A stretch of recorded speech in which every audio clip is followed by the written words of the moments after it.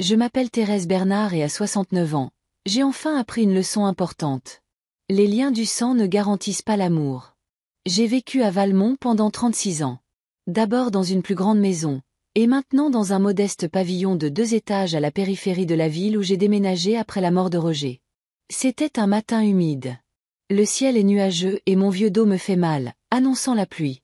Je suppose que le temps reflète bien mon humeur. J'attends la visite d'Alfred et de sa femme. Mon fils vient me voir 2 fois par mois. Toujours le dimanche, toujours à 16 heures précises. Il travaille comme technologue alimentaire, élaborant des recettes pour des salades et des sauces emballées. Oui, ce n'est pas le métier le plus romantique, mais il est stable. Roger et moi lui avons appris que la fiabilité est la chose la plus importante dans la vie. Je passe ma main sur le comptoir de la cuisine. Je devrais l'essuyer avant qu'il n'arrive. Roger disait toujours que j'accordais trop d'importance aux petites choses, mais ce sont les petites choses qui font la vie. Quand son cœur s'est arrêté, juste à cette table, il y a 5 ans. Le monde s'est arrêté pour moi aussi pendant un certain temps. 39 ans de mariage et soudain, il n'y avait plus rien. Roger et moi nous sommes rencontrés quand nous avions tous les deux 25 ans. Il travaillait comme ingénieur pour une entreprise de dispositifs médicaux où j'avais pris un poste de contrôleuse qualité. Roger était intelligent, pragmatique et fiable. Toutes les choses que j'appréciais chez un homme. Nous nous sommes mariés 1 an plus tard et 3 ans après. Alfred est né. Je ne suis pas le genre de femme qui se dissout dans la maternité. J'aimais mon fils, mais je suis retournée travailler dès que j'ai pu. Roger et moi avons toujours été des partenaires dans la vie, dans le mariage, dans l'éducation de notre fils et dans les finances. Nous avons tous les deux travaillé, économisé, investi. Nous vivions modestement mais sagement. Quand Alfred avait 10 ans, Roger et son frère Hugo ont créé un fonds d'investissement. Hugo était procureur, il avait des relations et savait où investir. Roger et moi y avons investi presque toutes nos économies. C'était risqué, mais le temps nous a donné raison. En 30 ans, la somme initiale avait décuplé. La sonnette me tire de mes souvenirs. Étrange. Il n'est que 14 heures. Alfred n'arrive jamais en avance. J'ouvre la porte et je les vois, mon fils et sa femme. Alfred est grand comme son père, mais plus maigre, avec des cheveux qui se raréfient, bien qu'il n'ait que 38 ans. À côté de lui se tient Sandrine, une tête de moins, avec des cheveux teints en blond platine et une manucure parfaite. Aujourd'hui, elle porte un jean moulant et un chemisier décolleté, trop frivole pour une femme de son âge et de sa corpulence. « Maman, on a décidé de venir plus tôt », dit Alfred en m'embrassant sur la joue. Il sent l'eau de Cologne que je lui ai offerte pour Noël. J'espère qu'on ne dérange rien. Bien sûr que non, je réponds, bien qu'ils aient en fait interrompu mes plans. Je voulais faire une tarte aux pommes et laver les rideaux. Sandrine me fait une étreinte négligente. Elle agit toujours comme si elle me faisait une faveur. Thérèse, vous êtes superbe. Ce chemisier vous va vraiment bien, dit-elle avec un enthousiasme fin. Je hoche la tête en retour. C'est un vieux chemisier. Je le porte depuis 10 ans, et Sandrine m'a probablement vu dedans des dizaines de fois, mais nous prétendons toutes les deux que son compliment est sincère. Pendant que je prépare le thé, il s'installe dans le salon. Sandrine prend immédiatement la télécommande et allume la télévision, happant entre les chaînes. Alfred s'assied à côté d'elle, leurs genoux se touchant. Parfois, je pense qu'il a peur de s'éloigner de plus d'1 mètre d'elle. « Comment était le travail ?» je demande, en posant le plateau de tasses sur la table basse. La routine, hausse les épaules Alfred. La nouvelle gamme de sauces n'a pas fonctionné, alors maintenant on expérimente avec les épices. Et toi, Sandrine? Elle détourne les yeux de l'écran. Oh, c'est terrible. Mon superviseur me harcèle pour tout. Hier, il m'a réprimandé pour avoir pris une pause de 7 minutes au lieu de 5. C'est de l'esclavage, pas un centre d'appel. Je retiens mon souffle. Sandrine travaille dans un centre d'appel d'une compagnie d'assurance depuis 4 ans, et elle se plaint tout le temps, mais je ne l'ai jamais entendue chercher un autre emploi. Nous buvons du thé, échangeons des nouvelles. Je parle de la voisine, Madame Dubois, qui a un 3e chat, du fait que le supermarché a encore augmenté les prix, et que je vais commencer à prendre des cours de peinture. Alfred hoche la tête, mais je vois bien que ça ne l'intéresse pas. Sandrine, en revanche, se redresse à la mention des cours de peinture. Thérèse, ça coûte de l'argent, n'est-ce pas? Demande-t-elle en posant sa tasse. Oui, 110 € pour 8 cours, dis-je. Pouvez-vous vous le permettre? À votre âge, il faut faire attention à l'argent. Sa voix est pleine de sollicitude, mais ses yeux sont froids. Nous voilà arrivés au sujet de l'argent. Depuis que Sandrine est entrée dans notre famille, c'est un sujet qui revient à chaque rencontre. Je peux me le permettre, dis-je calmement. J'ai travaillé toute ma vie et j'ai économisé. Mais vous êtes à la retraite, poursuit-elle. Et les prix augmentent. Alfred et moi sommes si inquiets pour votre avenir. Alfred a l'air embarrassé. Il est toujours perdu quand sa femme parle de mes finances. Maman sait ce qu'elle fait, dit-il doucement. Elle a toujours été pragmatique. Je suis juste inquiète. Sandrine pose sa main sur son genou. Nous sommes une famille. Nous devons prendre soin les uns des autres. Je les regarde et je me souviens de la réaction de Roger quand Alfred a amené Sandrine à la maison pour la première fois. Il y a quelque chose de prédateur en elle, m'a-t-il dit plus tard. J'avais balayé ça d'un revers de main à l'époque, mais je réalise maintenant qu'il avait raison. Il y a vraiment quelque chose de prédateur chez Sandrine. La façon dont elle regarde les objets dans ma maison comme pour en évaluer la valeur. La façon dont elle pose des questions sur mes économies. J'apprécie votre inquiétude, dis-je. Mais je m'en sors. J'ai une pension de retraite et des économies. Thérèse. Mais vous ne rajeunissez pas. Sandrine se penche vers moi. Et si vous aviez besoin d'un traitement coûteux ou de soins constants? Les maisons de retraite sont si chères de nos jours. Sandrine. Alfred essaie de l'arrêter, mais elle l'ignore. Je veux juste savoir si vous avez un plan. Alfred et moi ne sommes pas riches. Nous ne pourrons pas payer des soins médicaux coûteux. Je la regarde et je pense au fait que je ne leur ai jamais demandé d'aide financière. Au contraire, c'est moi qui les ai aidés avec l'acompte pour leur maison il y a 3 ans. J'ai une mutuelle santé, je réponds. Et assez d'argent pour ne pas vous déranger.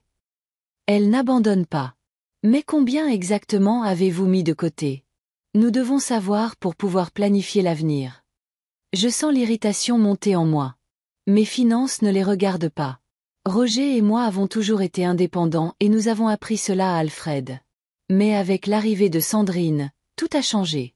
J'ai assez, dis-je fermement. Et je ne veux pas discuter de montants spécifiques pour l'instant. Sandrine se renfonce dans le canapé, clairement mécontente. Alfred baisse les yeux sur ses mains. Maman a toujours été secrète sur l'argent, dit-il à sa femme. Elle me cache même ses relevés de compte. Ce n'est pas vrai. Je ne cache pas les relevés. Je ne les exhibe simplement pas. Ils sont dans le tiroir de mon bureau, dans un dossier avec d'autres documents. Ce n'est pas de ma faute si Alfred ne s'est jamais intéressé aux finances. Je ne suis pas secrète, je rétorque. Je pense juste que l'argent est une affaire privée pour chacun. Même dans la famille, demande Sandrine avec une légère pression. Surtout dans une famille, je réponds. L'argent peut ruiner une relation plus vite que n'importe quoi d'autre. Un silence gêné s'installe. Je décide de changer de sujet et je demande s'ils veulent goûter la tarte que j'ai faite hier. Alfred est soulagé et accepte. Alors que je me dirige vers la cuisine, j'entends Sandrine lui chuchoter quelque chose. Quand je reviens avec la tarte, je les surprends dans un silence tendu. Sandrine feuillette un magazine. Alfred regarde par la fenêtre. Nous mangeons la tarte, discutant du temps, des voisins, du nouveau centre commercial. Tous des sujets sûrs, sans engagement. Au moment de partir, Sandrine me serre soudainement dans ses bras. « Thérèse, je suis vraiment inquiète pour vous, » dit-elle. « Vous êtes si indépendante, mais parfois, il faut laisser les autres prendre soin de vous. » Je hoche la tête, ne sachant que dire. Ces mots ont du sens, mais je ne fais pas confiance à ses motivations. Alfred m'embrasse sur la joue. Au revoir, maman. On se voit dans 2 semaines. Je reste sur le seuil et les regarde monter dans leur voiture, un SUV tout neuf qu'ils ont acheté récemment. Je sais qu'ils ont contracté un prêt, même si Alfred a eu une belle promotion l'année dernière. Sandrine aime vivre sur un grand pied. Vêtements de marque, restaurant, institut de beauté. Alfred n'a jamais été doué pour lui dire non. En fermant la porte, je retourne dans le salon et m'assieds dans le fauteuil de Roger. Parfois, je lui parle, même si je sais que c'est stupide. Ils ont encore posé des questions sur l'argent, dis-je dans le vide. Sandrine devient de plus en plus insistante. J'imagine qu'il dirait, garde-les loin de notre fonds, Thérèse. Et il aurait raison. Le fonds que Roger et Hugo ont créé vaut maintenant environ 650 000 €. C'est la vie de Roger et moi, notre travail, notre prudence et notre calcul. Je n'ai pas dit à Alfred le montant exact. Il sait que nous avions un investissement, mais il n'en connaît pas les détails. Roger voulait que son fils apprenne à gagner son propre argent. Donne un poisson à un homme, il mangera un jour. Apprends-lui à pêcher, il mangera toute sa vie, aimait à dire mon mari. Après sa mort, la gestion de notre part du fonds m'est revenue. Hugo me conseille toujours sur les investissements. C'est un homme bon, bien que plus direct que ne l'était Roger. Nous nous voyons une fois par mois, buvons un café, discutons des actions et des obligations, nous remémorons le bon vieux temps. Parfois, je me demande si Alfred sait à quel point il lui serait facile d'avoir une vie de sécurité. Une seule signature de ma part et il aurait eu accès à notre fonds, mais Roger était contre et je suis d'accord avec lui. L'argent qui vient trop facilement apporte rarement le bonheur. Je monte dans ma chambre et je sors un dossier de documents du tiroir de mon bureau. Parmi eux se trouve le dernier relevé de compte indiquant le solde du fonds, 652 346 € et 87 centimes d'euros, une somme qui pourrait changer la vie d'Alfred et de Sandrine ou la ruiner. Je remets les papiers à leur place et je ferme le tiroir. Peut-être que je suis trop dur avec eux. Peut-être que Sandrine se soucie vraiment de moi et non de mon argent. Mais quelque chose me dit le contraire. Quelque chose dans ses yeux, dans ses questions, dans son insistance. En regardant par la fenêtre le ciel qui s'assombrit, je pense que la vie n'est jamais simple, surtout quand il s'agit de famille et d'argent. Roger le comprenait. Hugo le comprend. La grande question était de savoir si Alfred et Sandrine pourraient le comprendre. Le mardi est mon jour préféré de la semaine.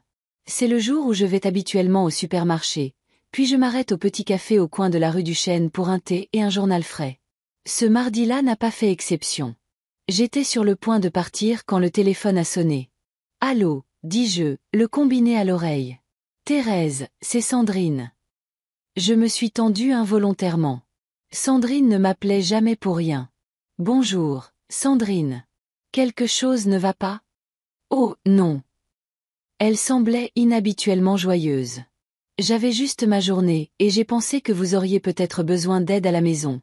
Je pourrais passer. » C'était si soudain que je n'ai pas répondu tout de suite. « Je vais bien, merci. Je me débrouille. »« Thérèse, » dit-elle d'un ton insistant. « Alfred m'a dit que vous vous plaignez de maux de dos et que vous aviez des fenêtres à nettoyer et beaucoup de travail dans le jardin. Laissez-moi vous aider. Nous sommes une famille. » Je ne me souviens pas m'être plainte à Alfred de mon dos.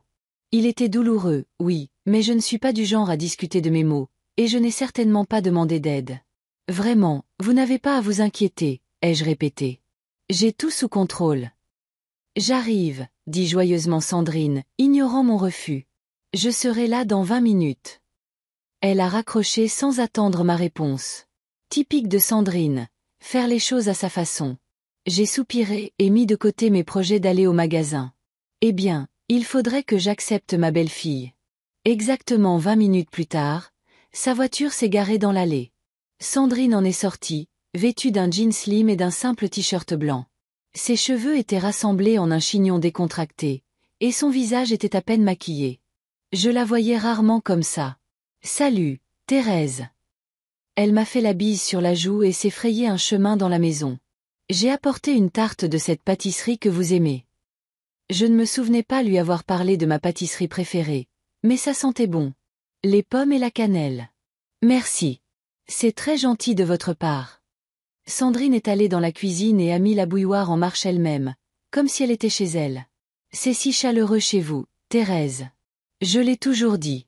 Cette maison recèle tant d'histoires.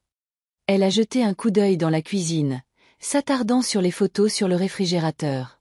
Il y avait des photos de Roger, d'Alfred Petit, de nos voyages.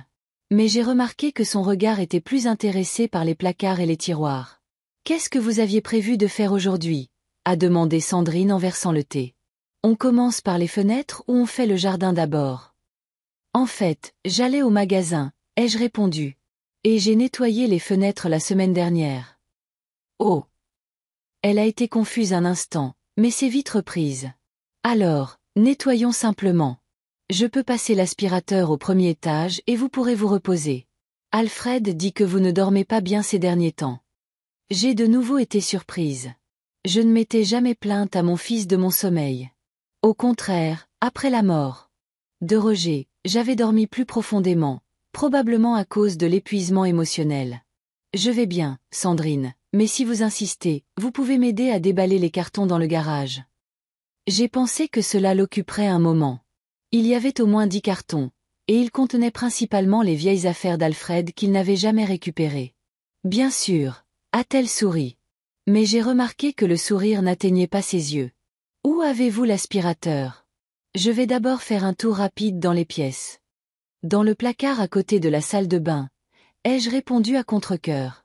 Sandrine est montée à l'étage et j'ai bientôt entendu le vrombissement de l'aspirateur. Le son venait de différentes pièces. Elle nettoyait vraiment. C'était bizarre. Au cours des 5 années où Sandrine a fait partie de notre famille, elle n'avait jamais montré un tel enthousiasme pour les tâches ménagères. 40 minutes plus tard, Sandrine est descendue. Elle avait l'air un peu essoufflée. J'ai fini à l'étage. J'ai aussi épousseté la commode dans votre chambre. J'espère que ça ne vous dérange pas. Merci. J'ai essayé de paraître reconnaissante, bien que l'idée qu'elle touche à mes affaires me mette mal à l'aise. Pourquoi ne vous reposez-vous pas maintenant, a-t-elle suggéré. Je m'occupe du garage.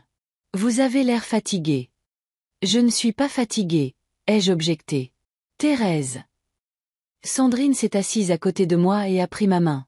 Alfred est très inquiet pour vous. Vous avez fait trop de tâches ménagères. Vous avez besoin de plus de repos à votre âge. Il y avait une telle préoccupation sincère dans sa voix que pendant un instant, j'ai presque cru en elle. Mais ensuite, je me suis souvenu de toutes ces questions sur mes finances et ma lassitude est revenue. D'accord, dis-je en jouant le jeu. Je pense que je vais m'allonger un moment. Vous pouvez vous occuper du garage si vous voulez. Sandrine s'est éclaircie. Super. Reposez-vous bien et je m'en occupe. Je suis montée dans la chambre et je me suis allongée sur le lit, mais je n'allais pas dormir. Quelque chose me disait que la vraie raison de la visite de Sandrine n'avait rien à voir avec le souci de mon bien-être. Je suis restée là, à écouter les bruits dans la maison. Au début, je l'entendais s'affairer dans le garage. Puis le silence s'est fait. Après 15 minutes de silence, je me suis levée prudemment et je me suis dirigée vers la porte. L'ouvrant d'un entrebâillement, j'ai écouté. Des pas silencieux résonnaient au rez-de-chaussée, non pas dans le garage, mais à l'intérieur de la maison. Je suis descendue silencieusement les escaliers, enjambant la 3e marche qui craque. Sandrine était dans mon bureau, une petite pièce où je gardais des documents et où je travaillais occasionnellement sur de la paperasse. La porte était entr'ouverte, et je pouvais la voir passer méthodiquement en revue le contenu des tiroirs de mon bureau. Ses mouvements étaient précis, prudents. Elle essayait de tout remettre à sa place pour que je ne remarque pas l'intrusion. Je me suis figée, ne sachant que faire. Une partie de moi voulait faire irruption dans la pièce et la confronter. L'autre partie, la plus calculatrice, disait qu'il valait mieux observer, savoir exactement ce qu'elle cherchait. J'ai choisi la 2e option et je me suis retirée silencieusement dans le couloir, puis je suis remontée. 10 minutes plus tard, j'ai délibérément descendu les escaliers en faisant du bruit comme si je venais de me réveiller. Quand je suis entrée dans la cuisine, j'ai trouvé Sandrine en train de verser du thé frais. « Oh, vous êtes déjà debout » a-t-elle souri. « J'allais justement vous apporter du thé au lit. »« Merci, mais je n'arrivais pas à dormir » ai-je répondu en scrutant son visage. Sandrine avait l'air calme, mais j'ai remarqué une légère rougeur sur ses joues et une étrange lueur dans ses yeux. « J'ai démonté 2 cartons dans le garage » a-t-elle dit. « Ce sont principalement de vieux jouets d'Alfred et quelques livres. J'ai aussi trouvé un album de photos. On les regarde ensemble. » Elle parlait trop vite. Quelque chose s'était définitivement passé pendant que j'étais à l'étage. Bien sûr, ai-je accepté, décidant de continuer à jouer le jeu. Je me demandais ce qu'il y avait d'autre. Nous nous sommes assises à la table de la cuisine et Sandrine a ouvert un album photo usé à la couverture marron. À l'intérieur se trouvaient des clichés d'il y a 20 ans. Alfred adolescent, nos voyages en famille, Noël avec Hugo et sa femme Evelyne. Alfred ressemble tellement à son père, a dit Sandrine en regardant la photo de Roger apprenant à son fils à pêcher. Oui. J'ai souri à ce souvenir. Seulement, il me ressemblait plus. Roger était plus déterminé. Qui est-ce? Sandrine a montré la photo de Roger et Hugo debout devant un immeuble de bureaux. À l'arrière-plan, un panneau indiquait « Bernard et Frères Investissement ». C'est mon beau-frère, Hugo. Le frère de Roger, ai-je répondu, bien que j'étais sûre que Sandrine savait exactement qui c'était. C'est quoi ce bâtiment? Le bureau de leur fonds d'investissement, ai-je dit délibérément vague. Hugo et Roger étaient dans le secteur des investissements ensemble. Oh, a fait semblant Sandrine, comme si c'était une nouvelle pour elle. C'était réussi. Plus ou moins, ai-je haussé les épaules. Juste des affaires comme d'habitude, avec des hauts et des bas. Elle voulait manifestement demander autre chose, mais s'est retenue. Nous avons continué à feuilleter l'album. Sandrine me posant des questions sur les événements et les personnes sur les photos. Son intérêt semblait sincère, mais je sentais que ce n'était qu'une couverture. Vers la fin de la soirée, elle a commencé à se préparer à rentrer. « Je suis si contente d'avoir pu vous aider aujourd'hui », a dit Sandrine en me serrant dans ses bras. « Au revoir. Pourquoi ne pas recommencer un de ces jours ? Peut-être que la prochaine fois, nous pourrons aller faire du shopping ensemble. » On verra, ai-je dit évasivement. Merci pour votre aide. Dès que la porte s'est refermée derrière elle, je suis allée directement à mon bureau. À première vue, tout était à sa place, mais je savais où et comment je gardais mes affaires. En ouvrant le tiroir supérieur de mon bureau, j'ai remarqué que les dossiers n'étaient pas dans le bon ordre. Je les avais toujours organisés par ordre alphabétique, de A à Z. Maintenant, le dossier avec la lettre F, Finance, était à l'avant. Quand je l'ai ouvert, j'ai vu que le contenu était bien là. Relevé de compte, titre de propriété, police d'assurance. Mais j'étais sûre que Sandrine les avait étudiés très attentivement, en particulier le dernier relevé de compte, qui indiquait en noir et blanc.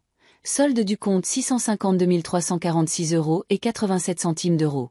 Pour la plupart des gens, c'était une somme énorme. Même pour moi, cela semblait impressionnant, même si je savais combien de temps et d'efforts Roger et moi avions mis pour l'accumuler. Pour Sandrine, qui se plaignait toujours de ne pas avoir assez d'argent, cela devait sembler une fortune. J'ai soupiré et j'ai fermé le tiroir. Maintenant, ma belle-fille était au courant de mon argent. Que fera-t-elle de cette information ? Fera-t-elle pression sur Alfred pour me demander de l'aide financière ? Ou inventera-t-elle un plan plus sournois ? Toute la soirée, j'ai réfléchi à la situation. Je n'aimais pas que Sandrine fouille dans mes affaires. Je n'aimais pas qu'elle essaie de me tromper, mais je ne voyais pas l'intérêt d'une confrontation.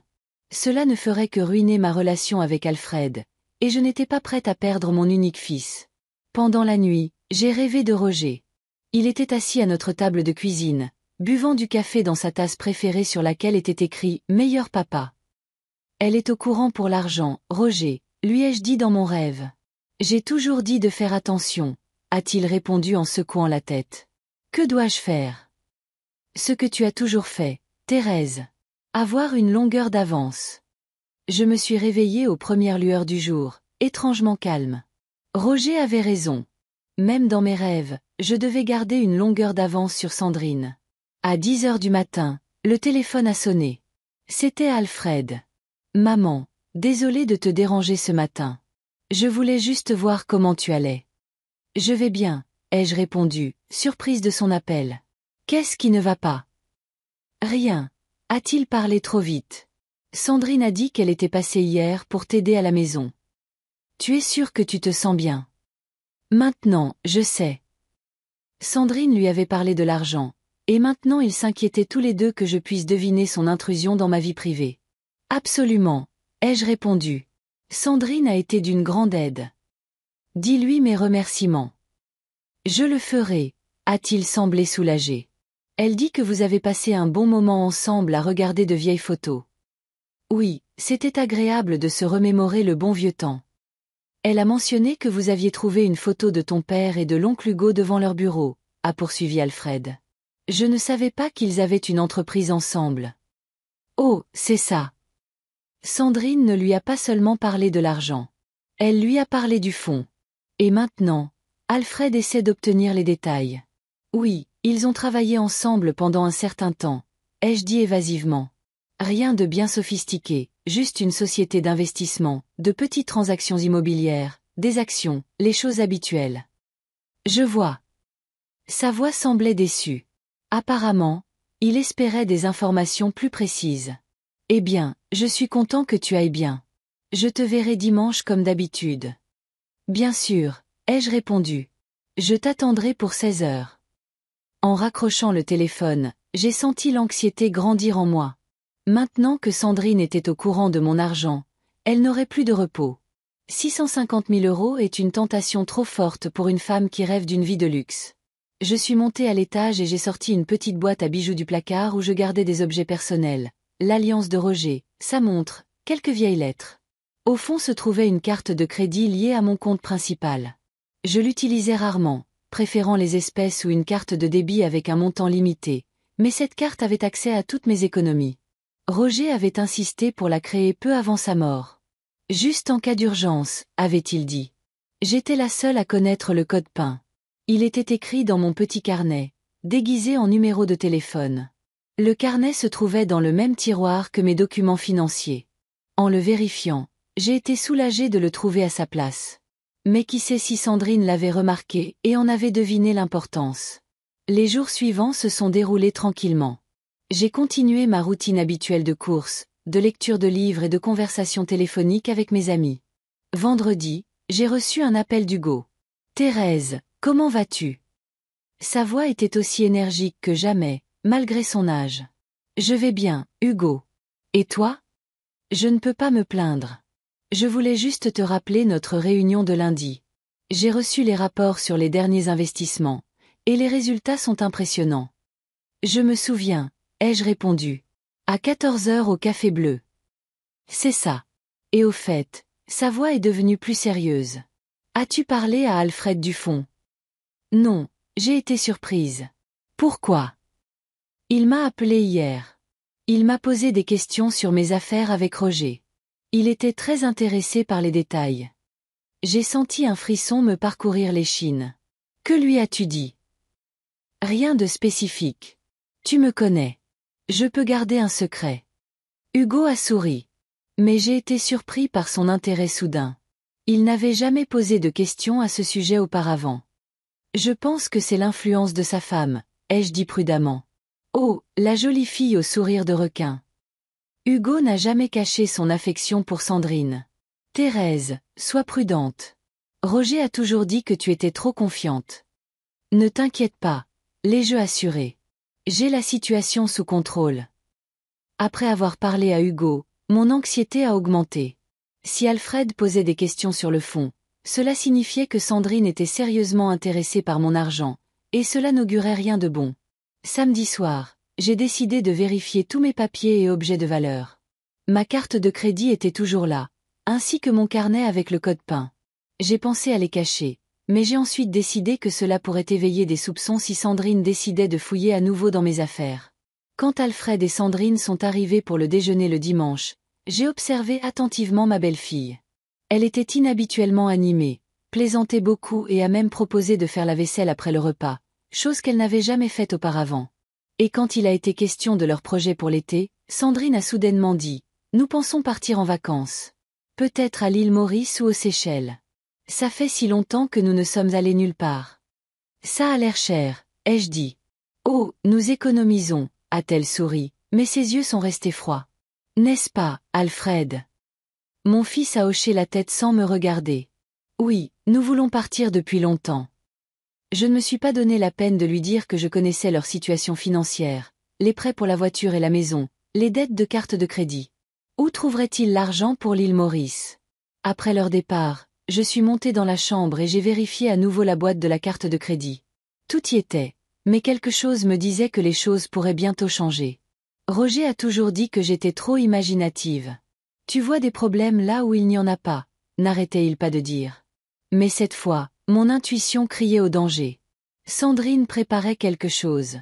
Et à en juger par ses paroles sur les vacances et la façon dont Alfred avait insisté auprès d'Hugo au sujet du fonds, un plan germait déjà dans sa tête. Je me suis couchée, mais je n'ai pas pu dormir pendant longtemps. Mon esprit était assailli de pensées sur l'argent, sur Sandrine, sur la façon de protéger ce que Roger et moi avions passé une vie à construire. Finalement, la fatigue a pris le dessus et je suis tombée dans un sommeil agité. J'ai de nouveau rêvé de Roger.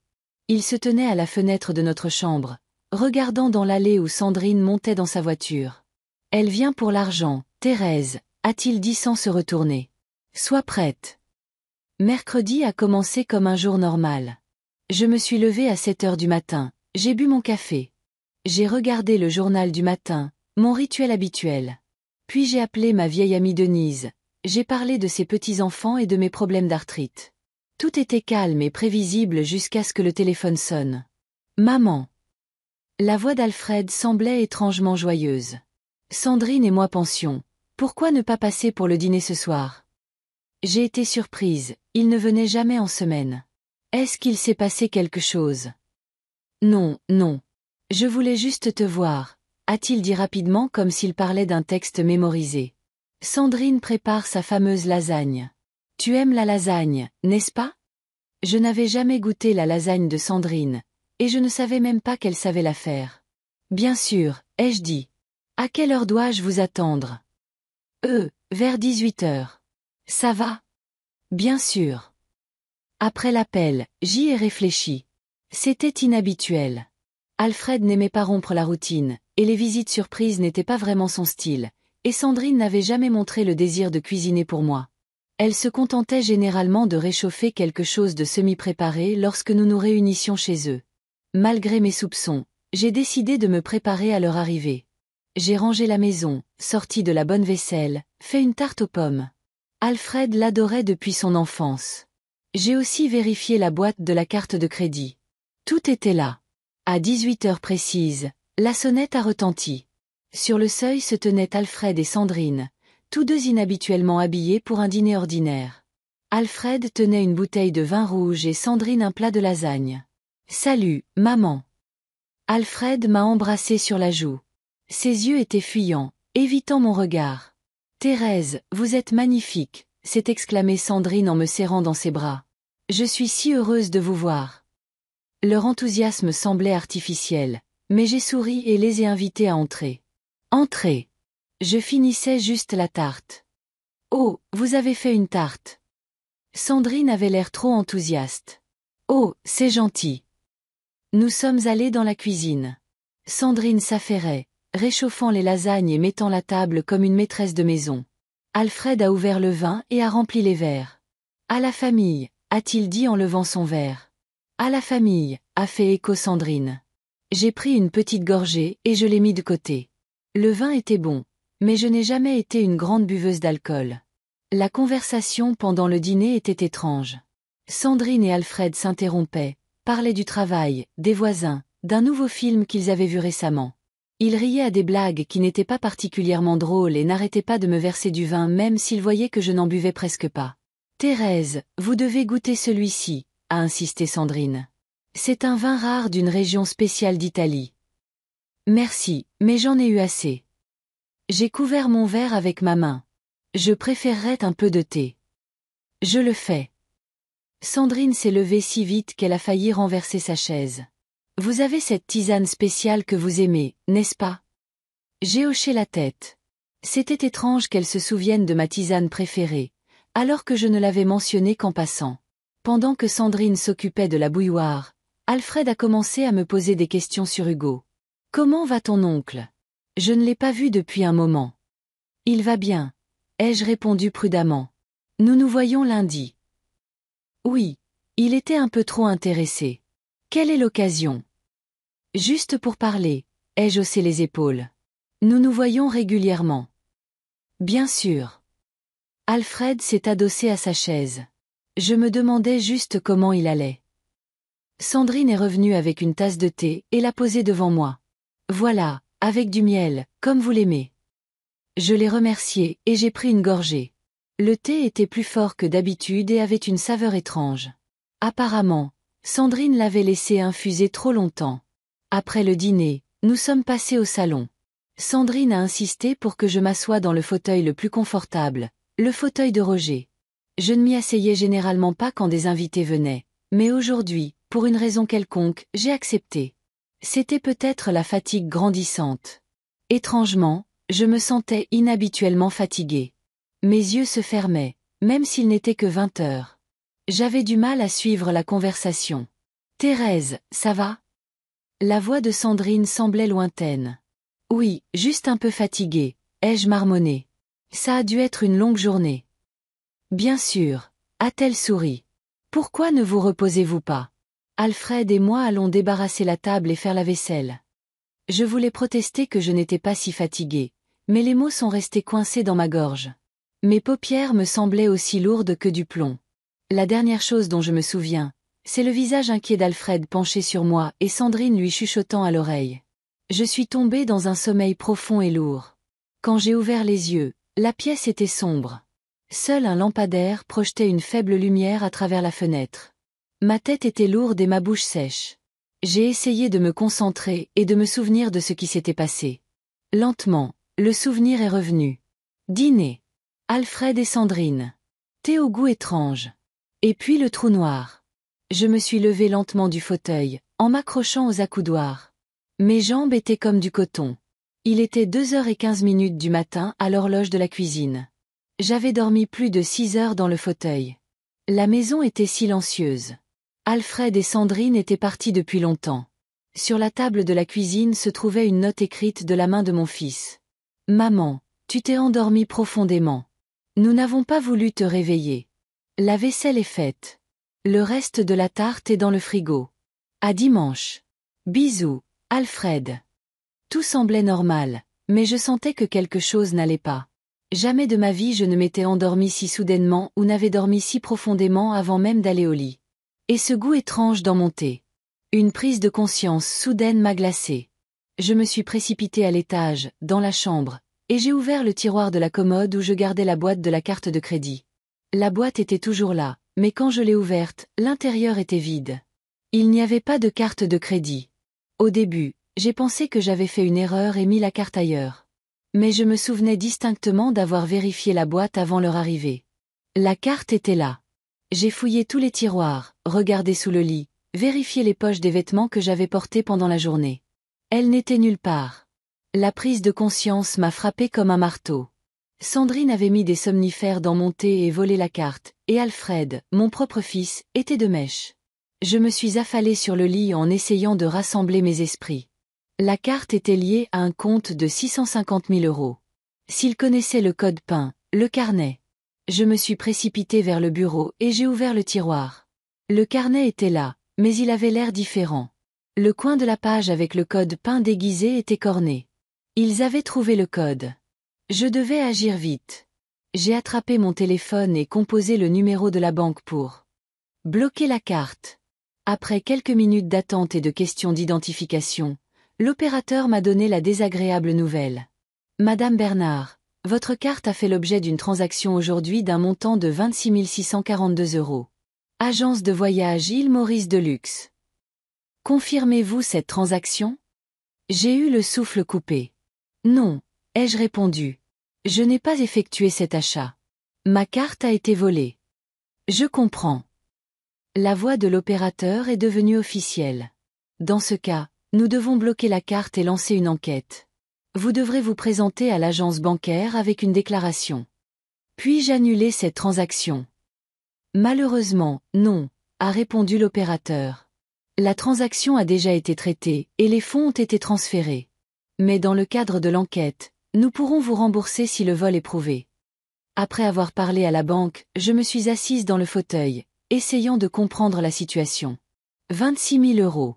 Agence de voyage, Île Maurice. Ils avaient prévu des vacances avec l'argent qu'ils m'avaient volé, mon propre fils et sa femme. Mes mains tremblaient en composant le numéro suivant. Il était presque 3 heures du matin, mais je savais que cet homme ne m'en voudrait pas d'appeler tard. Hugo, ai-je dit quand il a décroché. Je suis désolée pour l'heure, mais j'ai un problème. Malgré l'heure tardive, la voix d'Hugo était claire. Il avait toujours été un oiseau de nuit. Qu'est-ce qui ne va pas, Thérèse? Je lui ai tout raconté, la visite surprise, les somnifères dans mon thé, la carte manquante et la transaction. Ces petits chenapans. Hugo n'a pas caché sa colère. J'ai toujours dit à Roger qu'Alfred était trop mou et cette femme à lui. Que vas-tu faire? Je ne sais pas, ai-je admis. La banque va enquêter, mais il sera difficile de prouver que ce sont eux. Après tout, c'est mon fils et mon neveu, m'a rappelé Hugo. Mais un vol est un vol, Thérèse. Surtout quand il est fait de manière si calculée. Il avait raison. Ce n'était pas un acte impulsif. Ils avaient tout planifié à l'avance. Les somnifères, la recherche de la carte et du code PIN, la réservation des vacances. Je dois y réfléchir, ai-je dit. Pour l'instant, je suis juste sous le choc. Bien sûr. La voix d'Hugo s'est adoucie. Tu as besoin de te reposer, mais n'oublie pas que je suis de ton côté. Et une autre chose, Thérèse. Oui. Ils ne connaissent pas toute la vérité sur l'argent, n'est-ce pas? J'ai soupiré. Non, non. Ils pensent que ce sont juste mes économies. Bien, a dit Hugo avec une sombre satisfaction dans la voix. Laisse-les penser ça pour l'instant. Je te verrai demain, pas lundi. Viens chez moi à 10 heures du matin. Nous avons beaucoup de choses à nous dire. Après avoir parlé à Hugo, je suis finalement allé me coucher, mais je n'ai pas pu dormir. Je suis resté allongé à regarder le plafond, pensant à la trahison de mon fils. Comment a-t-il pu faire une chose pareille? L'influence de Sandrine était-elle si forte qu'il avait oublié tout ce que Roger et moi lui avions appris? Aux premières lueurs, je me suis levé, j'ai pris une douche et j'ai bu une tasse de café fort. Ma tête était encore lourde à cause du somnifère, mais mes pensées s'éclaircissaient lentement. J'ai décidé de vérifier les réseaux sociaux de Sandrine. Elle était une utilisatrice active et aimait se vanter de sa vie en ligne. En effet, en ouvrant sa page, j'ai vu une nouvelle publication. Une photo de 2 billets d'avion pour l'île Maurice avec la légende « Surprise ! Mon amoureux et moi nous envolons pour le paradis. #vacances improvisées, #vie d'amour ». L'heure de la publication était 23 heures hier soir, à peine quelques heures après que je me sois endormi dans mon fauteuil. J'ai vérifié les horaires de vol. L'avion pour l'île Maurice partait à 13 heures cet après-midi. J'avais encore le temps d'aller à l'aéroport et de les arrêter, mais en avais-je envie? Qu'est-ce que j'accomplirais en faisant une scène à l'aéroport? Non, ai-je décidé, laissons-les s'envoler. Laissons-les profiter de leurs vacances spontanées. Pendant ce temps, je réfléchirai à ce qu'il faut faire. Cela prendrait du temps, mais ils paieraient pour leur trahison. À 10 heures, j'étais chez Hugo, un grand manoir victorien à la périphérie de la ville. Malgré ses 73 ans, Hugo a ouvert la porte lui-même, l'air aussi impeccable que toujours dans son costume en tweed. Thérèse, m'a-t-il serré dans ses bras. Comment vas-tu? J'ai connu des jours meilleurs, ai-je admis. Il m'a conduite dans son bureau, une pièce remplie de livres de droit et de photographies de sa longue carrière de procureur. Nous nous sommes assis dans des fauteuils en cuir près de la cheminée. J'ai vérifié leurs transactions, a dit Hugo sans détour. Ils ont réservé un forfait de luxe à l'hôtel L'Étoile de l'Océan à l'île Maurice, l'un des complexes les plus chers de l'île. Cette nuit, tout compris, plus des excursions et même une croisière en yacht privé. 26 000. J'ai secoué la tête. Ils avaient dépensé 26 000 € pour une semaine de vacances. Exactement. Hugo a hoché la tête. Et ce n'est que le début, Thérèse. Ils ont ta carte et ton code PIN. Qu'est-ce qui les empêche de retirer plus d'argent ou de faire plus d'achats pendant qu'ils sont là-bas? J'y ai déjà pensé. La carte a été bloquée, mais la transaction pour l'hôtel était déjà passée. La banque va enquêter, ai-je dit. Mais sans dépôt de plainte, ça n'ira pas loin. Et tu es prête à déposer une telle plainte? Hugo m'a regardé attentivement. A nommé Alfred et Sandrine comme suspects. J'ai baissé les yeux. Étais-je prête à aller aussi loin? Je ne sais pas, ai-je admis. C'est mon fils, après tout. Qui t'a drogué avec des somnifères et a volé ta carte de crédit, m'a rappelé Hugo. Thérèse, je comprends ce que tu ressens, mais Alfred doit assumer la responsabilité de ses actes, et sa femme aussi. Je pense que c'était plus son initiative, ai-je dit. Peut-être, a convenu Hugo. Mais c'est un homme adulte et il a fait son choix. Nous avons discuté de nos options pendant longtemps. Finalement, j'ai décidé d'attendre leur retour. Hugo m'a offert son aide en tant qu'ancien procureur si je décidais d'aller à la police. Une dernière chose, Thérèse, a-t-il dit alors que j'étais sur le point de partir. Te souviens-tu qu'une partie de l'argent du fonds ne t'appartient pas seulement? C'est ma part et c'est aussi une partie de l'argent pour l'organisation d'anciens combattants dont je suis au conseil d'administration. J'ai hoché la tête. En effet, Roger et moi faisions partie d'un pool d'investissement plus large. Un quart appartenait à Hugo et 10% supplémentaires à une œuvre de bienfaisance pour les anciens combattants que le père de Roger et Hugo avaient fondée après la Seconde Guerre mondiale. Donc, ce n'est pas seulement une affaire de famille, a poursuivi Hugo. C'est aussi voler une organisation caritative. C'est un tout autre niveau de responsabilité. Ces paroles m'ont fait réfléchir. Je n'avais pas parlé à Alfred de la structure du fonds parce que Roger pensait que son fils devait gagner sa propre vie. Mais maintenant, cette ignorance pouvait lui attirer de sérieux ennuis. Pendant ce temps, selon les comptes de réseaux sociaux de Sandrine, ils sont déjà arrivés à l'île Maurice. Elle a posté des photos d'une chambre luxueuse avec vue sur l'océan, d'une plage privée et de repas gastronomiques.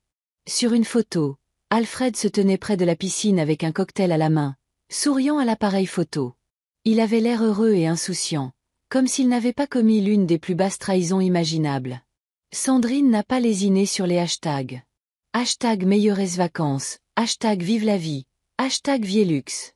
Dans les commentaires, les amis s'émerveillaient et demandaient comment ils avaient pu s'offrir un tel luxe. Sandrine répondait évasivement. Parfois, il faut se faire plaisir et nous le méritions depuis longtemps. À chaque nouvelle publication, mon indignation grandissait. Il n'avait pas seulement volé mon argent. Il s'en vantait, affichant le luxe volé. Le 3e jour de leurs vacances, Sandrine a posté une photo d'une virée shopping. Sac à main de marque, lunettes de soleil chères, bijoux. La légende disait « Un petit plaisir pour moi ». Hashtag shopping, hashtag marque de luxe. D'après mes calculs, elle avait dépensé au moins 5 000 € pour ses seuls achats. J'ai appelé la banque. En effet, malgré le blocage de la carte, plusieurs transactions avaient encore eu lieu. Apparemment, avant que le blocage ne prenne effet, le montant total dépensé avait déjà dépassé 32 000 €. Plus je réfléchissais à la situation, plus je réalisais que je ne pouvais pas simplement pardonner et oublier. Ce n'était pas seulement l'argent, c'était la trahison, la volonté de me faire du mal pour leur propre profit. J'ai décidé d'agir. J'ai appelé Hugo et je lui ai dit que j'étais prête à porter plainte. Il a promis de tout organiser et de contacter ses anciens collègues pour que l'affaire ne reste pas bloquée dans les procédures bureaucratiques. Bonne décision, Thérèse, a-t-il dit. Roger serait fier de toi. Ce soir-là, je suis restée assise longtemps dans le fauteuil de Roger, regardant sa photo sur la cheminée. Je suis désolée, chérie, ai-je chuchoté. Nous avons essayé de l'élever pour qu'il soit un homme bon, mais quelque chose a mal tourné. J'ai passé les jours suivants à rassembler des preuves. J'ai imprimé les publications de Sandrine sur les réseaux sociaux, les relevés bancaires, j'ai tout noté ce qui s'était passé la nuit de leur visite. Hugo m'a aidé à rédiger une déclaration conforme à la loi, puis nous avons attendu leur retour. D'après mes calculs, ils devaient arriver le mercredi suivant, exactement une semaine après le vol. Je ne les ai pas appelés ni ne leur ai écrit. Laissons-les profiter des derniers jours de sérénité avant la tempête qui les attend, car à leur retour, je serai prête. Et pas seulement moi. Hugo aussi. Et il sait comment tenir les gens responsables de leurs actes. Le dernier jour de leurs vacances, Sandrine a posté une photo d'elle et d'Alfred se tenant enlacés devant le coucher du soleil. La légende disait « Dernière nuit au paradis. Je ne veux pas rentrer. Hashtag vacances parfaites. » J'ai regardé leur visage heureux et j'ai pensé « Ils n'ont aucune idée de ce qui les attend à la maison, mais ils le découvriront bien assez tôt. Très bientôt. » J'ai attendu leur retour avec un calme presque total. Durant cette semaine, la colère et le ressentiment en moi s'étaient transformés en quelque chose de froid et de dur comme la pierre. Je ne pleurais plus la nuit en me souvenant du petit Alfred, qui me tenait la main si fort le premier jour d'école. Ces souvenirs étaient toujours là, mais ils semblaient maintenant appartenir à la vie de quelqu'un d'autre. Je savais, grâce aux publications de Sandrine sur les réseaux sociaux, qu'il serait de retour le mercredi soir. Elle a posté sa dernière photo directement de l'aéroport de l'île Maurice avec la légende « Au revoir, paradis. Nous reviendrons, c'est sûr. Hashtag meilleures vacances et de tous les stamps. » Sur le cliché, elle et Alfred avaient l'air bronzés et heureux, sans l'ombre d'une honte ou d'un remords. Le vol devait atterrir à 19 h. Je n'ai pas pris la peine de les appeler ou de leur montrer d'une quelconque manière que je savais qu'ils étaient de retour. J'ai décidé de leur laisser un jour ou deux avant qu'ils ne se manifestent d'eux-mêmes. Je me demandais quelle histoire ils allaient inventer pour expliquer leurs soudaines vacances de luxe. Hugo m'a appelé tous les jours pendant leur absence. Il ne m'a pas seulement soutenu moralement, mais a également préparé tous les documents juridiques nécessaires. J'ai reçu les relevés du fonds, m'a-t-il informé lors de notre dernière conversation. Il confirme officiellement que 25% des fonds m'appartiennent et 10% appartiennent à la Fondation des anciens combattants. C'est la pièce à conviction essentielle. Thérèse. Merci, Hugo. J'étais reconnaissante de son soutien. Je ne sais pas si j'aurais pu faire ça seule. Tu es plus forte que tu ne le penses. Sa voix était pleine d'assurance. Roger a toujours dit que sous ta douceur se cachait un noyau d'acier. Il est temps qu'Alfred et sa femme le voient. J'ai passé le jour de leur retour à faire les tâches habituelles. Je suis allée au magasin, j'ai arrosé les fleurs dans le jardin et j'ai fait une tarte aux myrtilles, la préférée de Roger. Les activités banales m'aidaient à rester calme. La sonnette a retenti le jeudi après-midi, vers 14 heures. Je venais de finir de déjeuner et je faisais la vaisselle. Par la fenêtre de la cuisine, je les ai vus arriver dans leur SUV. Ils sont sortis de la voiture et sont restés là à parler un moment avant de se diriger vers la porte. Sandrine avait l'air nerveuse, tripotant la sangle de son sac. Alfred marchait la tête basse, voûté comme s'il portait un lourd fardeau. J'ai essuyé mes mains, arrangé mes cheveux et je suis allée ouvrir. J'ai pris une grande inspiration devant la porte. Le moment pour lequel je m'étais préparée toute la semaine était enfin arrivé. Maman. Alfred se tenait sur le seuil, souriant avec hésitation. Le bronzage accentuait la pâleur de son sourire. Nous sommes de retour. Je vois. J'ai souri en retour, essayant de paraître sincère. Entrez. Sandrine s'est faufilée devant son mari, tenant un petit paquet. Thérèse, nous vous avons apporté un souvenir de l'île Maurice, a-t-elle dit un peu trop vite. Un petit cadeau. C'est gentil. J'ai accepté le paquet. Entrez dans la cuisine. J'allais justement prendre le thé. Ils ont échangé un regard rapide. Apparemment, mon calme les avait déconcertés. Ils s'attendaient à un scandale, des larmes, des accusations, mais pas à une invitation à prendre le thé. Dans la cuisine, j'ai mis la bouilloire en marche et j'ai sorti les tasses, les mêmes que celles dans lesquelles nous avions bu il y a une semaine quand ils m'ont drogué. J'ai remarqué que Sandrine se crispait en les voyant. Alors, comment étaient vos vacances? Ai-je demandé comme si de rien n'était. Alfred a toussé. Des vacances. Sa voix était rauque. Oui, votre voyage à l'île Maurice. J'ai versé le thé nonchalamment. À en juger par votre bronzage, vous avez passé un bon moment. Ils se sont regardés à nouveau. Sandrine a été la première à se ressaisir. Comment le savez-vous? A-t-elle demandé en essayant de paraître décontractée. Oh, j'ai suivi vos publications sur les réseaux sociaux. Ai-je dit en posant sa tasse devant elle. Ce sont de très belles photos. J'aime particulièrement celle de vous sur le yacht. Maman, nous voulions te le dire, a commencé Alfred.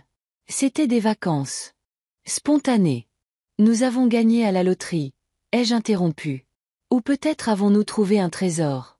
Comment expliquer autrement que vous ayez pu vous offrir soudainement un hôtel de luxe à l'île Maurice, du shopping de marque et une croisière en yacht? Sandrine avait pâli malgré son bronzage. Alfred a baissé les yeux. Nous avions économisé, a-t-il dit doucement. Vraiment? J'ai haussé les sourcils. Combien de temps vous a-t-il fallu pour économiser 32 000 €? Parce que c'est ce que vous avez dépensé en une semaine. Le silence s'est fait dans la cuisine. Sandrine a cessé de faire semblant. Vous savez, a-t-elle dit. Bien sûr que je sais. Je souriais toujours, mais je ne pouvais plus cacher la froideur dans mes yeux. Je me suis réveillée quelques heures après votre départ. J'ai constaté que ma carte de crédit avait disparu. J'ai appelé la banque et j'ai appris la transaction à l'agence de voyage. Alfred s'est couvert le visage de ses mains. Maman, je peux expliquer. Tu n'as pas à le faire. J'ai levé la main pour l'arrêter. C'est tout à fait clair. Vous avez mis des somnifères dans mon thé. Vous avez attendu que je m'endorme. Vous avez fouillé la maison, trouvé la carte et le code PIN, puis vous êtes parti en vacances de luxe avec mon argent. Nous allions le rembourser, a dit rapidement Sandrine. C'était un prêt, pas un vol. Un prêt. J'ai ri, mais il n'y avait aucune gaieté dans mon rire. C'est une façon intéressante d'emprunter, sans le demander et avec des somnifères. Et quand aviez-vous l'intention de rembourser cet argent? Ils sont restés silencieux. Bien sûr, ils n'avaient aucun plan pour le rembourser. C'était un vol pur et simple, et ils le savaient. Thérèse. Sandrine a essayé de me prendre la main, mais je me suis dégagée. Nous étions désespérés. Nous avions tant de dettes.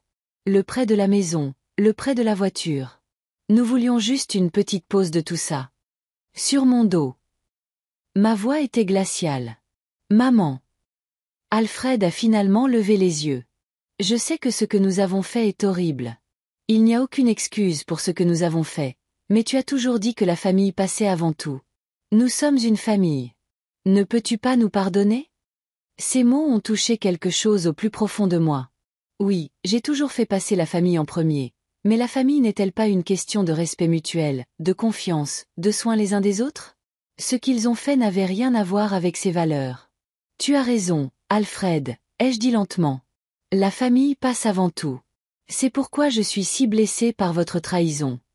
Ce n'était pas une trahison, a interjeté Sandrine. Nous avons juste pris ce qu'Alfred aurait eu un jour de toute façon. Je veux dire, cet argent lui reviendra à la fin, n'est-ce pas? Oh, voilà le fond du problème. J'ai hoché la tête. Vous pensiez que vous aviez droit à mon argent simplement parce qu'Alfred est mon fils. Non, ce n'est pas ça. Alfred a secoué la tête. Sandrine s'est mal exprimée. Je pense qu'elle a été très précise, ai-je rétorqué. Vous pensez avoir droit à mes économies, mais il y a deux problèmes dans votre logique. J'ai fait une pause, j'ai siroté mon thé et je les ai regardés attentivement. Premièrement, même si cet argent devait revenir à Alfred dans le futur, cela ne vous donne pas le droit de le voler maintenant. Deuxièmement, et c'est le plus important, cet argent n'est pas seulement à moi. Sandrine a froncé les sourcils, incompréhensive. Que voulez-vous dire? L'argent que vous avez dépensé ne m'appartient pas uniquement, ai-je expliqué. Il fait partie d'un fonds d'investissement que Roger et Hugo ont créé il y a des années. 25% appartiennent à Hugo, et 10% supplémentaires appartiennent à l'œuvre de bienfaisance pour les anciens combattants qu'il dirige. Leurs visages se sont décomposés. C'était clairement quelque chose auquel ils ne s'attendaient pas. Quoi? A murmuré Alfred. Mais tu n'as jamais dit. Tu n'as jamais demandé, ai-je rétorqué. Vous avez juste pensé que l'argent était à moi et vous avez décidé de le voler. Alors, quand vous disiez que vous voyiez Hugo une fois par mois, a commencé Sandrine. Nous discutions des investissements. Ai-je terminé pour elle? Hugo m'aide à gérer notre part du fonds depuis la mort de Roger. Alfred est devenu encore plus pâle. Tu lui as parlé de ce que nous avons fait. Bien sûr, ai-je haussé les épaules. Il s'agit aussi de son argent. Qu'a-t-il dit? Sandrine était visiblement nerveuse. Il n'est pas très content, me suis-je permis un léger sourire. En fait, il est furieux, surtout à cause de l'argent du fonds des anciens combattants. Nous ne savions pas, a dit Alfred rapidement. Je te jure, maman, nous ne savions pas que ce n'était pas seulement à toi. Ça ne change rien au fond, ai-je répondu. Un vol est un vol, peu importe à qui vous avez volé. Sandrine s'est pris la tête dans les mains. Que va-t-il se passer maintenant? Sa voix tremblait. Allez-vous le signaler à la police? Je les ai regardés attentivement. Ils avaient tous les deux l'air effrayés, et à juste titre. Ils devaient avoir peur. Ils devaient réaliser la gravité de ce qu'ils avaient fait. J'ai déjà déposé plainte, ai-je dit calmement. Hugo m'a aidé à préparer les documents. L'enquête a commencé. Quoi? Alfred s'est levé d'un bond. Maman, tu ne peux pas faire ça. Je suis ton fils. C'est pourquoi ça fait si mal, ai-je répondu en gardant mon sang-froid. Tu es mon fils et tu m'as trahi de la plus basse des manières. Nous récupérerons l'argent, a dit rapidement Sandrine. Chaque centime. Retire simplement la plainte. J'ai secoué la tête. Il ne s'agit pas de l'argent, Sandrine. Il s'agit de confiance. Il s'agit de respect. Il s'agit des valeurs familiales dont Alfred aime tant parler. Vous avez franchi une ligne, et maintenant vous devez en assumer la responsabilité. Mais ça ruinerait nos vies, s'est exclamé Alfred. J'ai un travail, une réputation. Vous auriez dû y penser plus tôt, suis-je resté inflexible. Avant de droguer ma mère. Sandrine a soudainement changé de tactique, son visage déformé par la colère. Vous êtes une vieille femme égoïste, a-t-elle sifflé. Assise sur un tas d'argent pendant que votre fils se bat pour joindre les deux bouts. Sandrine. Alfred lui a attrapé le bras, mais elle l'a repoussé. Non, qu'il le sache, a poursuivi Sandrine. Nous essayons de survivre depuis des années, payant à peine les factures, et elle se prélasse dans le luxe. Ce n'est pas juste. Le luxe. J'ai haussé les sourcils de surprise. Je vis dans la même maison depuis 30 ans. Je porte des vêtements jusqu'à ce qu'ils soient usés. Ma voiture est plus vieille que votre mariage. Où est le luxe là-dedans? Vous avez 650 000 € sur votre compte, a presque crié Sandrine. Que Roger et moi avons économisé toute notre vie, ai-je répondu. Nous avons travaillé. Nous avons économisé. Nous avons investi. Nous n'avons pas acheté de nouvelles voitures tous les 3 ans. Nous n'avons pas dépensé des milliers en vêtements de marque. Nous n'avons pas contracté de prêts pour des choses que nous ne pouvions pas nous permettre. Sandrine voulait objecter, mais Alfred l'a arrêté. Ça suffit, a-t-il dit. Doucement. Elle a raison. Quoi? Sandrine s'est tournée vers lui, n'en croyant pas ses oreilles. Elle a raison, a-t-il répété. Nous avons fait une chose terrible, et maintenant nous devons assumer la responsabilité de nos actes. Des larmes ont rempli ses yeux. Pour la première fois de toute la conversation, j'ai vu quelque chose qui ressemblait à du remords. Maman, je comprends que tu ne puisses pas nous pardonner maintenant, a-t-il poursuivi. Mais s'il te plaît, ne ruine pas nos vies. Nous récupérerons l'argent. Nous travaillerons aussi longtemps qu'il le faudra. Donne-nous juste une chance de réparer le tort. J'ai senti quelque chose vaciller en moi. C'était mon garçon, mon unique fils. Mais en même temps, je savais que je ne pouvais pas simplement fermer les yeux sur ce qui s'était passé. Ce serait mal, non seulement pour moi, mais aussi pour Hugo et pour la mémoire de Roger. La décision a été prise, Alfred, ai-je dit fermement. La plainte a été déposée. Hugo insiste sur une enquête complète, en particulier sur le fond des anciens combattants. Mais tu peux retirer ta plainte, a-t-il insisté. Dis que c'était un malentendu. J'ai secoué la tête. Non, je ne le pouvais pas, et même si je le pouvais, je ne le ferais pas. Ce que vous avez fait est inacceptable, et il doit y avoir des conséquences. Sandrine a éclaté en sanglots, bruyamment. Mais je pouvais voir qu'il y avait plus de colère que de remords dans ses larmes. Alfred a passé son bras autour d'elle, essayant de la réconforter. Que se passera-t-il ensuite, a-t-il demandé, me regardant par-dessus la tête de sa femme. Vous serez convoqué pour un interrogatoire, ai-je répondu. Il y a des preuves. Des images de surveillance du distributeur où vous avez retiré de l'argent de ma carte, les transactions dans les magasins, vos publications sur les réseaux sociaux avec les photos de vos achats. Hugo dit que c'est un cas assez clair. Et nous allons aller en prison. Sa voix tremblait. C'est au tribunal d'en décider. Je ne voulais pas lui donner de faux espoirs.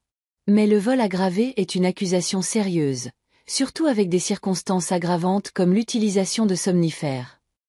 Sandrine a levé un visage taché de larmes. Mais nous ne vous avons pas fait de mal.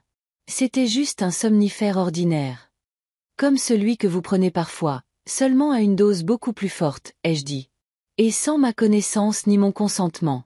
Cela s'appelle l'administration d'une substance pour altérer le discernement et c'est une infraction distincte. Ils avaient tous les deux l'air stupéfaits. Je suppose qu'ils ne s'attendaient pas à ce que je sois si bien informée sur le côté juridique des choses, mais une semaine avec Hugo n'avait pas été vaine. Maman. Alfred avait l'air absolument dévasté. Veux-tu vraiment que ton fils aille en prison? C'était un coup bas et il le savait. Faire appel aux sentiments d'une mère était son dernier atout. Non, ai-je répondu honnêtement. Je ne veux pas que tu ailles en prison, mais je veux que tu réalises que les actions ont des conséquences. Que tu ne peux pas trahir les personnes les plus proches de toi et t'attendre à t'en tirer comme ça. Je comprends, a-t-il chuchoté. Je jure que je comprends. Bien, ai-je hoché la tête. Parce qu'il y a autre chose que vous devez savoir. Quoi? Sandrine était inquiète. Hugo sera ici dans une demi-heure. J'ai regardé ma montre. Il veut vous parler à tous les deux en personne.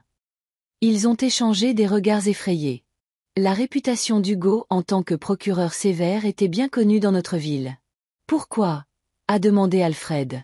Il a une offre, ai-je répondu. Un moyen d'éviter un procès et un scandale public. Vraiment? Sandrine avait l'air pleine d'espoir. Oui, mais ce ne sera pas facile, ai-je prévenu. Et il faudra que ce soit résolu rapidement. Je ne leur ai pas dit exactement ce qu'Hugo proposait. Il avait insisté pour garder cette partie de la conversation pour lui, mais je savais que son offre serait juste, bien que dure. Elle incluait le remboursement intégral des fonds volés, des travaux d'intérêt général à la Fondation des anciens combattants, et des excuses publiques au conseil d'administration de la Fondation, et surtout pour Alfred et Sandrine, pas de casier judiciaire et pas de prison.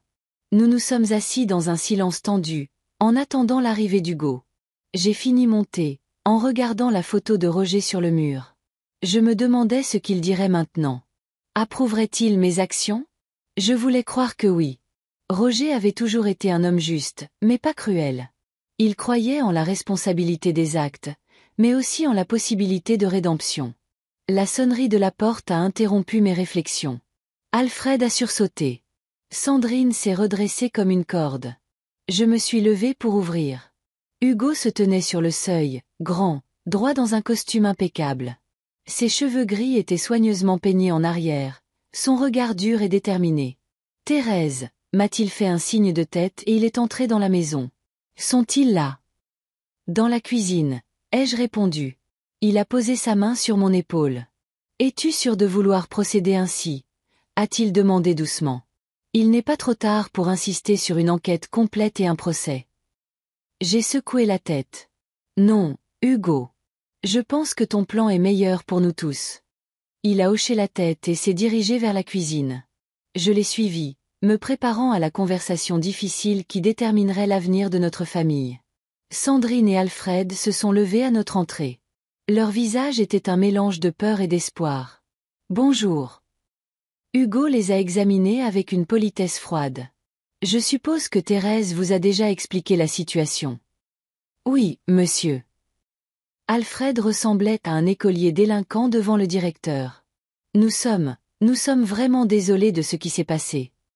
Désolé, c'est bien, a hoché la tête Hugo. Mais ce n'est pas suffisant. Nous allons devoir avoir une conversation sérieuse sur les conséquences et sur la manière dont vous allez réparer ce que vous avez fait. Il s'est assis à la table et a ouvert la mallette en cuir qu'il avait apportée. Il en a sorti des documents et les a posés devant lui. Alors, a-t-il commencé en regardant Alfred et Sandrine. Parlons de votre avenir. Cela faisait une semaine qu'Hugo avait présenté ses conditions à Alfred et Sandrine. Je me souviens d'eux, assis à ma table de cuisine, pâle et effrayé, pendant que mon beau-frère lisait les clauses de l'accord qui pouvaient leur éviter la prison. Hugo était impitoyable dans sa méthode, énumérant chaque violation de la loi, chaque article, chaque peine possible. Vol aggravé, disait-il en tapotant son stylo sur les documents. Administration de substances ayant altéré le discernement de la victime. Fraude, utilisation des informations bancaires d'autrui. Et ce n'est que le début. Sandrine était assise, la tête baissée. Alfred me regardait avec des yeux suppliants, mais j'ai détourné le regard. À ce moment-là, je ne pouvais pas me permettre de céder à des sentiments maternels. C'était une question de principe. Les conditions d'Hugo étaient dures, mais justes, remboursement intégral des fonds volés dans les 5 ans, avec intérêt. 400 heures de travaux d'intérêt général au fondé. Anciens combattants, des excuses publiques au conseil d'administration de la fondation. Et le plus dur pour Sandrine, un licenciement de son emploi actuel et une interdiction de travailler dans des institutions financières pendant 10 ans. C'est impossible, s'était-elle exclamée à l'époque. Comment allons-nous rembourser une telle somme? Nous sommes déjà endettés.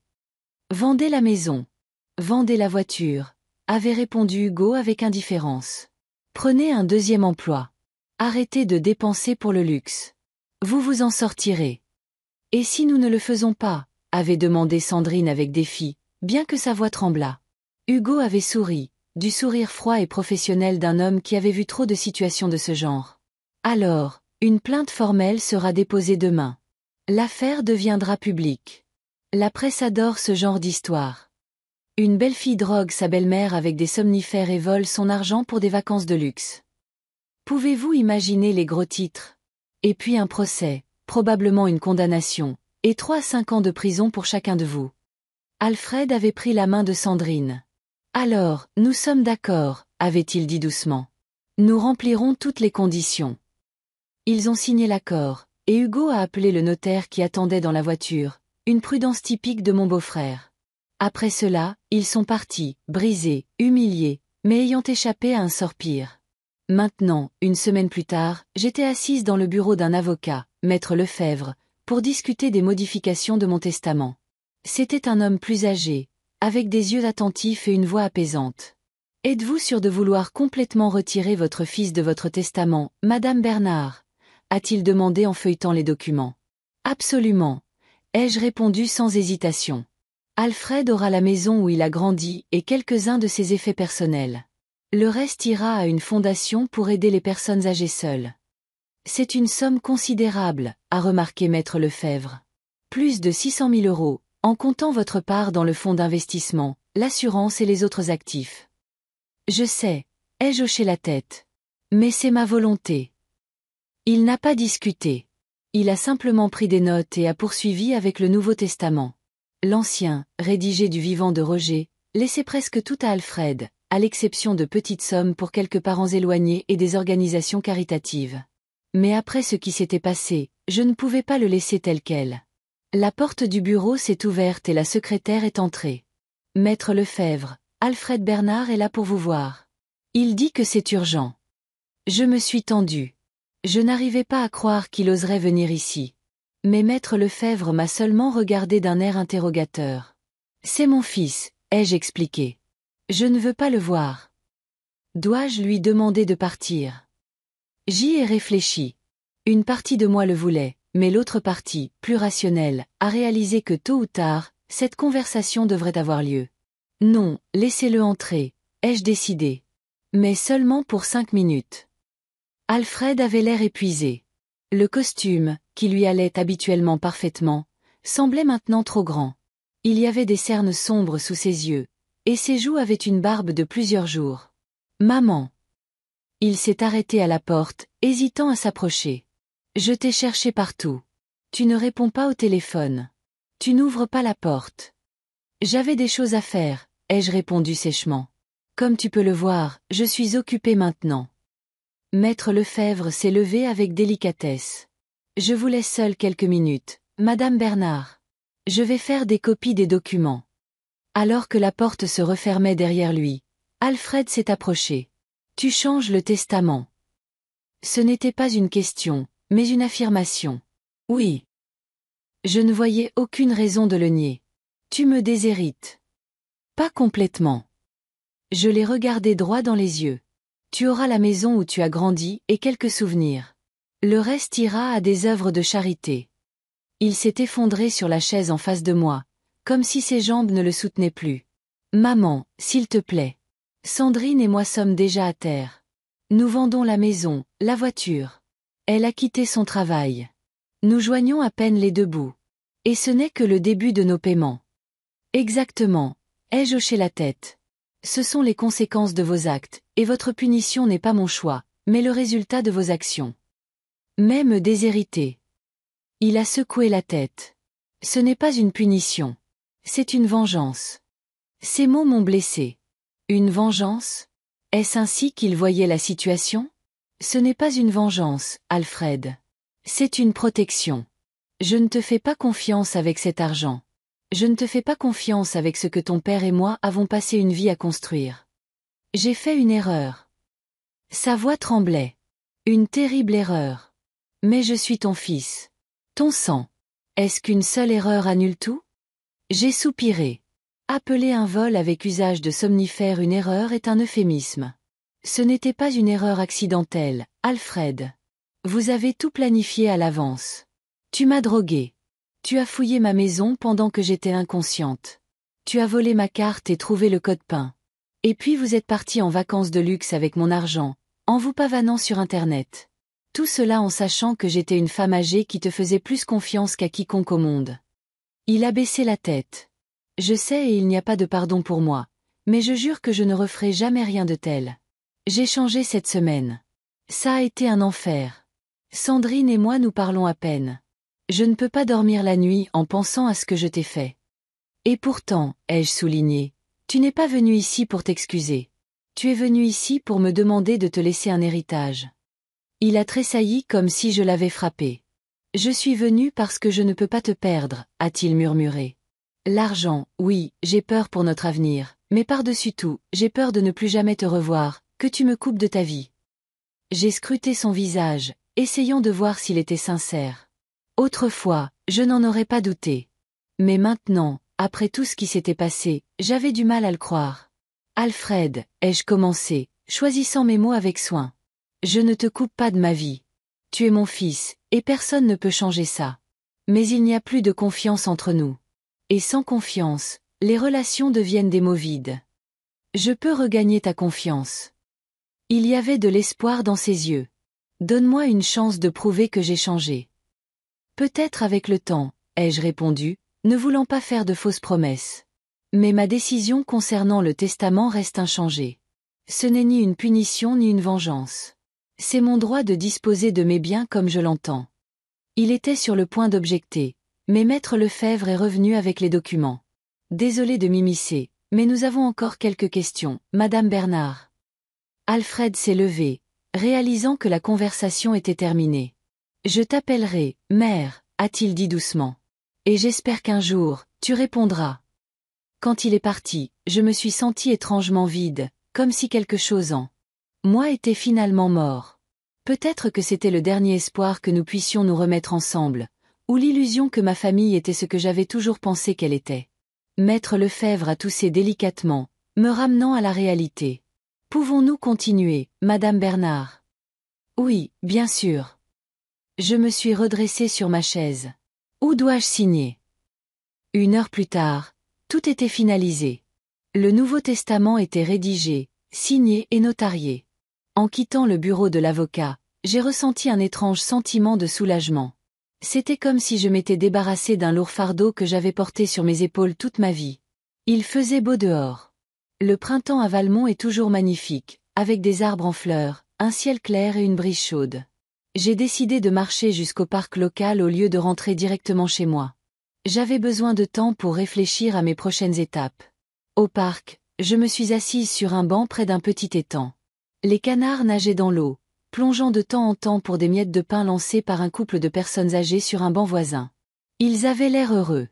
Un homme aux cheveux gris et une femme de mon âge, se tenant la main et riant de quelque chose qui leur était propre. En les regardant, j'ai ressenti une pointe de solitude. Je m'étais habituée à être seule après la mort de Roger, mais je ne l'avais jamais complètement accepté. J'avais toujours espéré qu'en vieillissant, Alfred passerait plus de temps avec moi, qu'il aurait peut-être des enfants et que je deviendrais grand-mère. Maintenant, ces espoirs semblaient naïfs et lointains. La femme âgée a remarqué mon regard et m'a souri. J'ai souri en retour, un peu gênée d'avoir été surprise en train de les regarder. « C'est une belle journée, n'est-ce pas ?» a-t-elle dit en s'approchant de moi. « Je m'appelle Éléonore, et voici mon frère, Guillaume. » L'homme m'a fait un signe de la main depuis leur banc. « Thérèse, me suis-je présentée. Eh oui, c'est en effet une journée magnifique. »« Vous avez l'air pensive, » a dit Éléonore. « Pas à cause de mauvaises nouvelles, j'espère. » Je ne partage habituellement pas de choses personnelles avec des inconnus, mais il y avait quelque chose chez cette femme qui me donnait envie d'être franche. Plutôt à cause d'une décision difficile à prendre, ai-je répondu. Parfois, les relations familiales ne sont pas ce que vous pensiez qu'elles seraient. Elle a hoché la tête avec compréhension. Oh, je sais tout ça. Mon fils ne me parle plus depuis 5 ans. Il pense que j'ai été une mauvaise mère. Je suis désolée, ai-je dit sincèrement. Ne le soyez pas, a-t-elle fait un geste de la main. La vie continue. J'ai mon frère, mes amis, mes cours de peinture. J'ai appris à être heureuse sans l'approbation de mon fils. De la peinture. Cela a attiré mon attention. Je pensais justement à prendre un cours. Vraiment. Son visage s'est illuminé. Je vais au studio La Palette sur la rue du Chêne. Un professeur merveilleux. Une excellente compagnie. Vous devriez vous joindre à nous. Ainsi, tout à fait par hasard, le jour où j'ai officiellement changé mon testament, j'ai trouvé une nouvelle direction pour ma vie. Éléonore m'a donné la carte de visite du studio et m'a invité à leur prochain cours. Nous avons parlé pendant près d'1 heure encore et j'ai appris qu'elle est une ancienne professeure de littérature, veuve comme moi, avec une relation compliquée avec son unique fils. Tant de coïncidences que cela semblait presque prédestiné. Le lendemain, j'ai appelé le studio et je me suis inscrite à un cours de peinture. Le premier cours était prévu pour le vendredi. Dessiner des formes géométriques simples, les bases de la perspective. Rien de compliqué, a dit la réceptionniste. Parfait pour les débutants. Le vendredi, à 10 heures précises, je suis entrée dans le studio lumineux, plein de chevalets et de peintures sur les murs. Éléonore m'a fait un signe de la main depuis le fond de la pièce où elle installait déjà sa toile. À côté d'elle se tenaient plusieurs autres personnes, toutes de mon âge ou plus âgées. Thérèse. Elle m'a serrée dans ses bras comme une vieille amie. Je suis si contente que vous soyez venue. J'aimerais que vous rencontriez notre groupe. Elle m'a présentée aux autres. Marguerite, une ancienne infirmière. Georges, un officier de marine à la retraite. Bérénice, propriétaire d'un magasin de fleurs, et Henri, un ancien professeur de mathématiques au lycée. Ils étaient tous sympathiques et semblaient sincèrement heureux d'avoir une nouvelle personne dans leur compagnie. La professeure, une jeune femme nommée Claire, m'a expliqué les bases du dessin et m'a montré comment tenir un crayon pour différentes techniques. Ma première tentative de dessiner une pomme était risible. Elle ressemblait plus à une boule difforme, mais personne n'a ri. Au contraire, tout le monde m'a encouragé, a dit que c'était très bien pour une première fois et a partagé ses premières tentatives, encore plus infructueuses. Après le cours, tout le groupe est allé déjeuner dans un café voisin.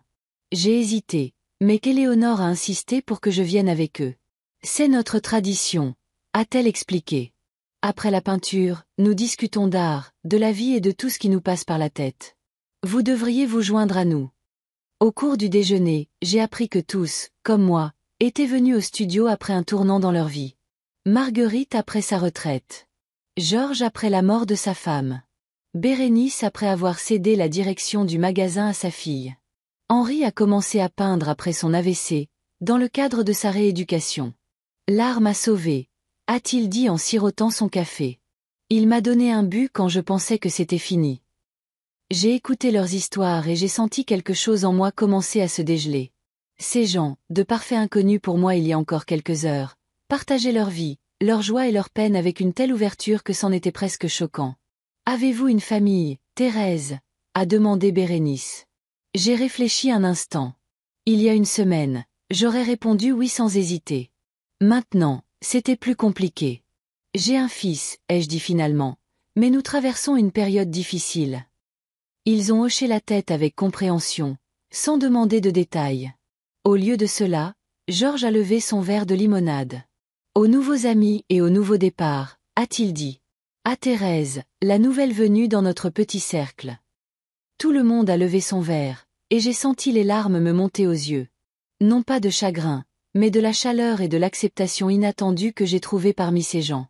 En rentrant chez moi, j'ai réfléchi à la façon étrange dont la vie fonctionne. J'avais perdu confiance en mon propre fils, mais j'avais gagné de nouveaux amis. J'avais été trahi par la personne la plus proche, mais j'avais trouvé de la compréhension parmi des étrangers. J'avais fermé une porte, mais j'en avais ouvert une autre. À la maison, j'ai sorti une vieille photo de Roger, de moi et du petit Alfred debout devant notre première maison, tout sourire, heureux et plein d'espoir. J'ai regardé cette photo pendant longtemps, me souvenant comment je rêvais d'une famille unie, de petits-enfants, de les garder à mon vieil âge. La réalité s'est avérée différente. Mais, peut-être que ce n'est pas la fin. Peut-être que c'est juste un chemin différent. Pas celui que j'aurais choisi pour moi, mais celui qui m'a conduite à de nouvelles opportunités et à de nouvelles personnes. J'ai remis la photo sur l'étagère et je me suis approchée de la fenêtre. Le soleil se couchait, colorant le ciel d'orange et de rose. Demain serait un nouveau jour. Et je l'accueillerais non pas comme une mère dévouée pleurant une relation brisée, mais comme une femme ouvrant un nouveau chapitre de sa vie. Une semaine après mon premier cours de peinture, j'ai reçu une lettre d'Alfred, pas une lettre électronique, mais une vraie lettre en papier livrée par la poste. Il écrivait que lui et Sandrine avaient vendu la maison et déménagé dans un petit appartement, qu'il avait pris un travail supplémentaire la nuit pour rembourser sa dette plus rapidement, que Sandrine avait trouvé un emploi de vendeuse dans un magasin de vêtements, le seul endroit qui voulait bien l'embaucher sans recommandation de son ancien employeur. À la fin de la lettre, il s'excusait. Pas pour l'argent, pas pour l'héritage entaché, mais pour avoir trahi ma confiance. Je réalise que je ne pourrai peut-être jamais la regagner complètement, écrivait-il. Mais j'essaierai de prouver chaque jour que je suis digne d'être ton fils. Je n'ai pas répondu à la lettre. Non pas que je ne lui avais pas pardonné. Avec le temps, peut-être que je pourrais le faire, mais parce que les mots signifiaient trop peu pour le moment. Seules les actions, avec le temps, pourraient faire une différence. Au lieu de cela, je suis allée à mon deuxième cours de peinture, puis à mon troisième et à mon quatrième. Chaque fois, mes pommes ressemblaient de plus en plus à des pommes au lieu de boules difformes. Je suis devenue amie avec Éléonore et le reste du groupe. Nous avons commencé à nous voir non seulement au cours, mais aussi juste pour le plaisir. Nous sommes allés au cinéma, à des expositions. Parfois, nous buvions simplement du thé chez quelqu'un et parlions de tout et de rien. Un jour, Éléonore m'a montré son dernier projet. Une série de portraits de sa famille, y compris de son fils avec qui elle ne parlait pas. « Pourquoi le peins-tu » ai-je demandé, en regardant un portrait inachevé d'un jeune homme à l'expression têtue. Parce qu'il fait partie de moi, a-t-elle répondu simplement. Même si nous ne communiquons pas, même s'il y a de l'incompréhension et du ressentiment entre nous, il est toujours mon fils, et j'accepte cela avec toute la douleur et l'amour qui vont avec. Ces mots m'ont fait réfléchir. C'était peut-être ça, le but, accepter la réalité, non pas la version parfaite de la famille de mes rêves, mais la vraie, compliquée, avec tous ses défauts et ses blessures. Je n'étais pas prête à pardonner complètement à Alfred et Sandrine. Je n'étais pas prête à les laisser revenir dans ma vie comme si de rien n'était. Mais peut-être qu'avec le temps, je pourrais trouver un moyen de les accepter comme une partie de mon histoire, de mon passé. Et qui sait, peut-être dans le futur, comme une partie d'un nouveau chapitre où nous serons tous des personnes différentes, ayant appris de nos erreurs. En attendant, j'avais ma nouvelle vie, mes cours de peinture, mes nouveaux amis, ma liberté de faire ce que je voulais sans tenir compte des attentes et des exigences des autres. Et c'était bien. C'était suffisant. Après tout, la famille, ce ne sont pas seulement les liens du sang. Ce sont les gens qui vous acceptent pour ce que vous êtes, qui vous soutiennent quand vous traversez une période difficile, qui se réjouissent de vos succès et vous réconfortent dans votre chagrin. Et si j'ai trouvé cela parmi un groupe d'artistes amateurs âgés et non dans ma propre maison, eh bien, qu'il en soit ainsi. La vie continue et il y a encore beaucoup de toiles vierges qui attendent que je peigne quelque chose de nouveau dessus.